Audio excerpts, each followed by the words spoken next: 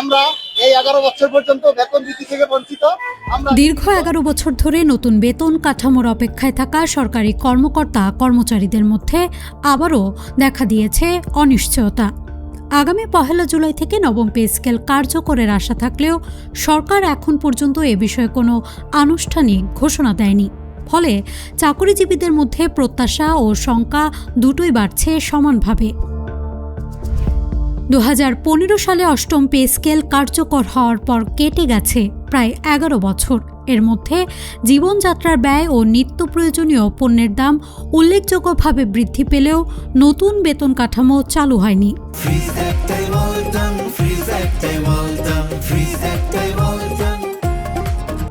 বাংলাদেশ সরকারি কর্মকর্তা কর্মচারী কল্যাণ সমিতির আহ্বায়ক আব্দুল মালিক বলেন, পে স্কেল বাস্তবায়ন নিয়ে কর্মচারীদের মধ্যে এক ধরনের শঙ্কা কাজ করছে। তার মতে, সরকার বিভিন্ন গুরুত্বপূর্ণ বিষয়ে নিয়মিত ব্রিফিং দিলেও পে স্কেল নিয়ে এখনও কোনো আনুষ্ঠানিক ঘোষণা দেয়নি। ফলে অনেকের মনেই প্রশ্ন তৈরি হয়েছে, আদৌ নতুন পে স্কেল কার্যকর হবে কিনা। তিনি আরও বলেন, নির্বাচনী অঙ্গীকারে নতুন পে স্কেল বাস্তবায়নের প্রতিশ্রুতি দেয়া হয়েছিল। আগামী 11 জুন 2026-27 অর্থ বছরের বাজেট উপস্থাপন করা হবে। চাকরিজীবীরা আশা করছেন প্রায় 9,30,000 কোটি টাকার এই বাজেটে তাদের দীর্ঘদিনের দাবির প্রতিফলন ঘটবে। এদিকে নবম পে স্কেল ধাপে ধাপে বাস্তবায়নের সম্ভাব্য পরিকল্পনা নিয়েও উদ্বেগ প্রকাশ করেছে কর্মকর্তা কর্মচারীদের সংগঠন। গত 31 মে দেয়া এক যৌথ বিবৃতিতে সংগঠনের নেতারা প্রথম ধাপে 100% মূল বেতন কার্যকরের দাবি জানান। তাদের মতে, গত 1 দশকের বেশি সময় ধরে বেতনের মৌলিক কাঠামোয় পরিবর্তন না আসায় নিম্ন আয়ের কর্মকর্তা কর্মচারীরা সবচেয়ে বেশি সংকটে পড়েছেন। অনেকে সংসার চালাতে অতিরিক্ত খণ্ডকালীন কাজ করতে হচ্ছে।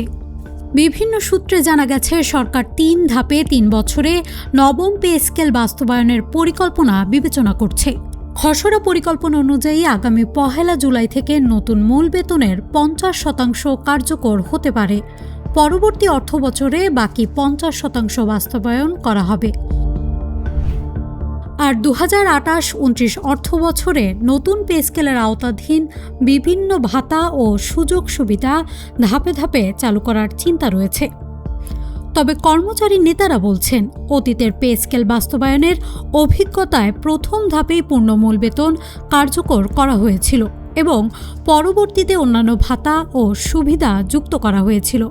এবারও একই পদ্ধতি অনুসরণের দাবি তাদের। নতুন বেতন কাঠামো নিয়ে সব জল্পনা কল্পনার অবসান ঘটতে পারে আগামী সপ্তাহে। রাষ্ট্রপতির আহ্বানে আগামী 7 জুন ত্রয়োদশ জাতীয় সংসদের বাজেট অধিবেশন শুরু হবে। এরপর 11 জুন অর্থমন্ত্রী আমির খসরু মাহমুদ চৌধুরী 2026-27 অর্থ বছরের প্রস্তাবিত বাজেট উত্থাপন করবেন।